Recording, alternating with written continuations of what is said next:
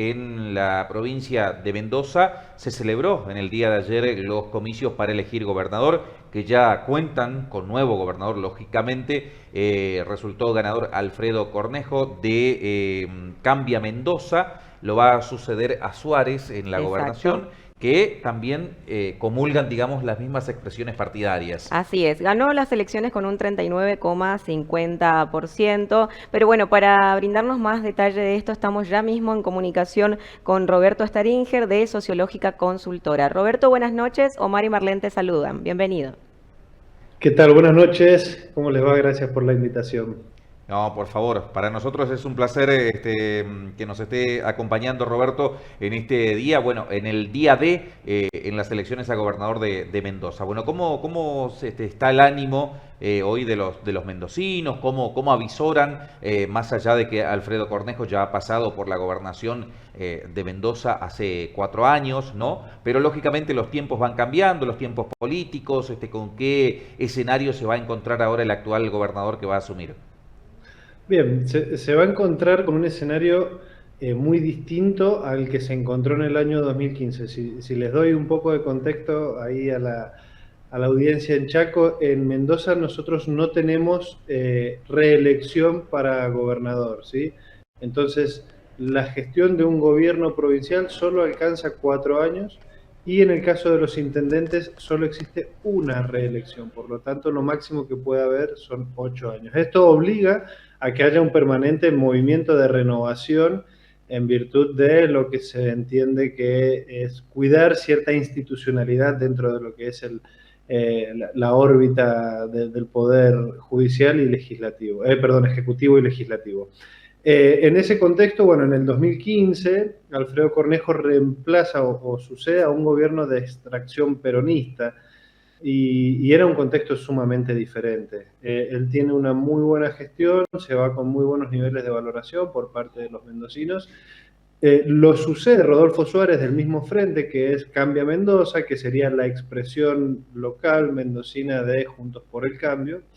Y ahora en el año 2023 hubo un evento muy importante, que es que una vez que él decide volver a presentarse en la gobernación por dentro del mismo frente, hubo quienes entendieron que, bueno, que no era lo que correspondía, entonces hubo como una división ahí. Se abre Omar de Marchi, que ahí veo que lo tienen en las placas, y que es de origen demócrata, después pasa a Cambia Mendoza, siempre muy cercano, por ejemplo, a la expresión a nivel nacional de Horacio Rodríguez Larreta. Él es actualmente diputado nacional, y se pone lindo, digamos, electoralmente, porque es como una interna que deja de serlo, y finalmente se conforma la Unión Mendocina de este nuevo frente, que el día de ayer obtiene casi 30 puntos para redondearlo, sí, un 29,5.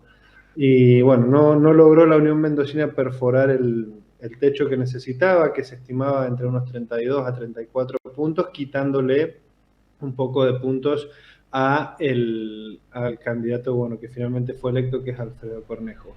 Y con un peronismo, y con esto te cierro, con un peronismo extremadamente debilitado, que se está dando. Bueno, ustedes han sido reciente noticia por las elecciones provinciales que han tenido, ¿no? Pero acá en Mendoza no alcanza el 15% en su resultado el candidato del peronismo, Omar Parisi. Roberto, en este caso es el primer gobernador electo 2 veces en la historia de la provincia.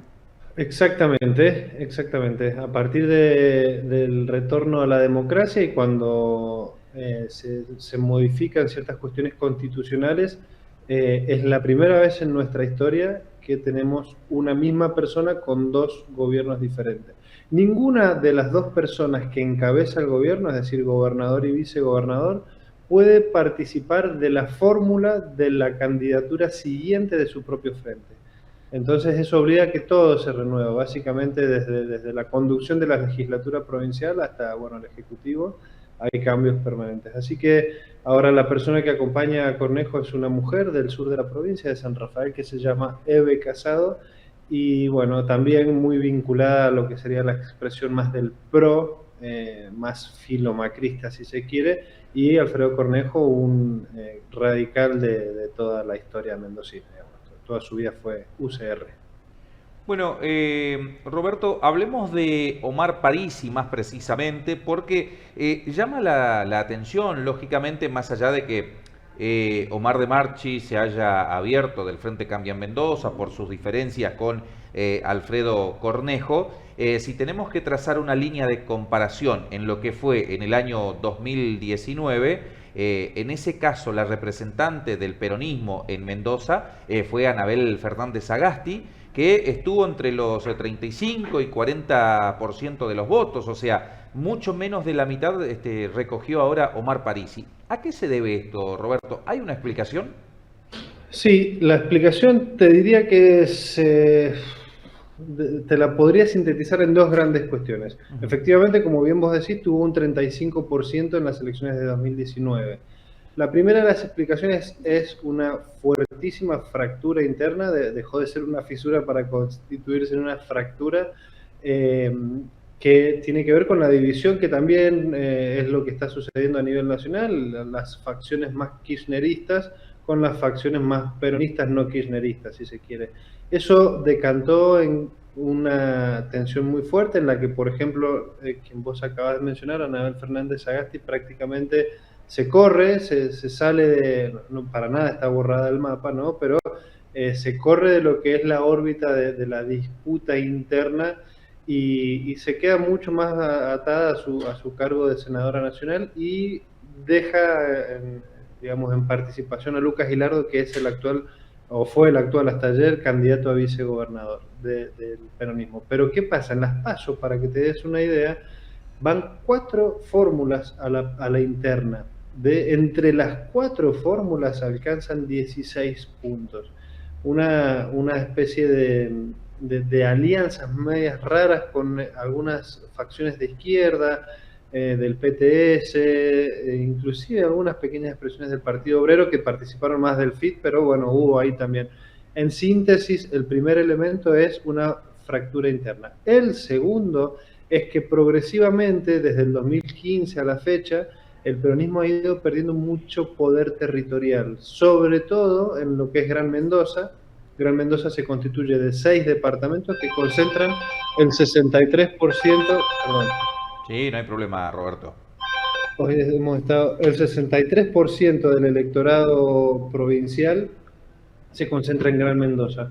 De esos 6 municipios, el peronismo solo tiene 1. Y además, ese municipio desdobló sus elecciones para conservar el poder local, que es el municipio de Maipú. Por lo tanto, para que te des una idea, en Maipú ganó Cornejo, digamos, no ganó Parisi. Así que bueno, está como se dice, muy desterritorializado, tiene muy poquito poder y fuerza de choque territorial.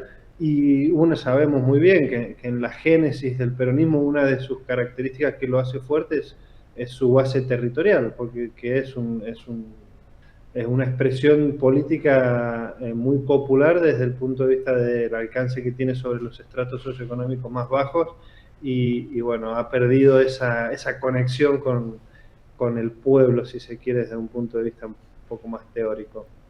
Roberto, ¿en qué municipios realizó una mejor elección Alfredo Cornejo? En el mejor municipio, te puedo contar 2 cosas. Sí. En el mejor municipio, nosotros tenemos un sistema novedoso que lo estrenamos este año, que es el sistema de boleta única papel. Muy similar a la de Córdoba. Ahí veo que tienen en pantalla cómo funciona. Son columnas que tenés en la misma hoja, todas las opciones en columnas verticales, categoría por categoría, desde gobernador hasta concejal. Entonces eso permite muchísimo lo que se llama el voto cruzado, que sería como el corte de boleta. Y eso generó fenómenos súper interesantes donde, para que te des una idea, en el departamento de Junín, que es el provincial, el candidato de Cambia Mendoza, Mario Abet, que es el actual vicegobernador de la provincia, obtiene un 67%. Cornejo obtiene, en la misma columna, ¿sí? Un 38%, es decir, casi 30 puntos de diferencia que se van dispersando. Pero bueno, Alfredo Cornejo hace muy buenas elecciones en Godoy Cruz, hace muy buena elección en Ciudad, ¿sí? En capital de Mendoza, hace una muy buena elección en Guaymallén, que es el municipio más poblado de la provincia, en San Martín, que es el municipio más poblado del este, y en San Rafael, que es en el sur provincial, también logra una muy buena elección. Entonces, va consolidándose en los lugares más densamente poblados y no necesariamente por eso gana todas esas intendencias. De hecho, queda bastante disperso el mapa provincial. Para el Frente Cambia Mendoza quedan 8 intendencias, para el peronismo quedan 7 intendencias y quedan 3 de fuerzas locales departamentales. Así que queda bastante surtidito y variopinto, lo cual celebramos porque está bueno desde el punto de vista en que haya bastante alternancia y obligados consensos por venir. Sin dudas que sí, Roberto. Así que bueno, la última pregunta, al menos de mi parte, y tiene que ver con justamente esto que vos hablaba de las distintas elecciones que se dieron en localidades o en departamentos con distintos candidatos. Ahora te quiero preguntar, todas las elecciones son totalmente distintas, ¿no? Y más todavía cuando se trata de intendentes, gobernadores y pasamos a la de presidente. ¿Qué análisis haces, Roberto, del escenario nacional? Esto de Cornejo liderando prácticamente la provincia de Mendoza, le suma a Juntos por el Cambio, ves un Milei aflorando también ahí en Mendoza. En cambio, lo de Parisi no tendrá nada que ver cuando sea Massa el que esté en la boleta. Mm, buena pregunta. Está bastante segmentado el voto según la categoría, como bien vos decís. Nosotros el último estudio que hicimos, que lo terminamos hace aproximadamente unos 10 días, Milei en Mendoza tiene una intención de voto de 44%. Ujú. Por lo tanto, bueno, en las PASO del 13 de agosto tuvo un 45%, así que está dentro de los números. Sí está en un segundo orden Juntos por el Cambio con Patricia Bullrich, porque bueno, es un poco la expresión más local que encarna el cornejismo o Cambia Mendoza. Ahora, en cuanto a lo que son las transferencias, así, de lo que representan, Parisi y Massa están absolutamente disociados, ¿sí? No hay una conexión Parisi-Massa, fundamentalmente porque Parisi también tiene un recorrido histórico en su trayectoria política con un origen en el Partido Demócrata, de una fuerza local que supo gobernar el municipio de Luján de Cuyo. Después se diluye un poco y bueno, no termina de ser uno de los grandes referentes del último tiempo del peronismo. Massa tampoco. Por lo tanto, digamos, el mismo origen del Frente Renovador o de las distintas facciones o expresiones políticas que ha ocupado Massa, no es un referente que penetre ni acá en Mendoza, y en general en la región de Cuyo, donde nosotros nos toca trabajar, tampoco ha tenido un alto nivel de penetración, porque bueno, recientemente San Juan, por ejemplo, también hubo un batacazo de Juntos por el Cambio con el candidato Orrego, y Poggi gana también San Luis, es decir, a nivel regional te podría decir con total casi seguridad que Milei se va a constituir como la principal fuerza o el principal candidato o el más votado. Obviamente, por el peso específico en términos de padrón electoral, no terminará moviendo tanto la aguja como para decidir si hay o no hay un balotaje, pero sin lugar a dudas Milei acá penetra muy fuerte. Y nadie en Mendoza encarnó a Milei tampoco, ni De Marchi, que hizo sus intentos por hacerlo, y ni Cornejo, que bueno, está también en el imaginario bastante más despegado o alejado. Así que Milei, esto también, bueno, les pasó a ustedes en Chaco, el candidato de Milei, o entre comillas de Milei en Chaco, tuvo una muy baja performance, y pasa que Milei es Milei, no hay un imitador, no hay un portador de las expresiones de Milei a nivel Claro. local.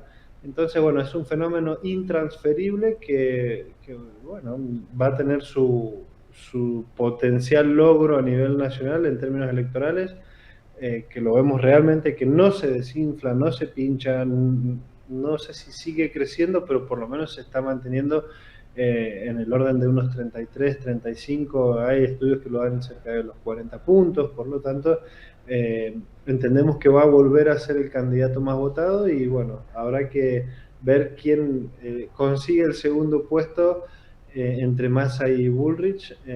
Desde los sondeos locales que nosotros tenemos, sí, Bullrich viene bastante más fuerte, pero bueno, sabemos que provincia de Buenos Aires es la que mueve la aguja a nivel electoral. Claro, claro, bueno, según Milei sería en segundo lugar Massa. Hace muy poco declaró, hace muy pocos minutos digo, dijo que va a entrar en un balotaje con Sergio Massa, así que bueno. Roberto, Marlene, ¿tenés alguna pregunta para nuestro No, ya creo que las hice a todas las que necesitaba. Roberto, te agradecemos infinitamente este contacto. Bueno, sabemos que ustedes tienen un trabajo bastante arduo y más cuando aparece un candidato que irrumpe, ¿no? Así de forma casi que sorpresiva en la política. Así que te dejamos que sigas con lo tuyo en tu jornada, que seguramente ya estará finalizando. Te agradecemos también por el aporte y toda la información que nos proporcionaste. Cuando quieran, a disposición, un gusto y un saludo muy grande desde aquí, desde Mendoza. Gracias, Roberto. Muchas gracias. Buenas noches, Roberto. Bueno,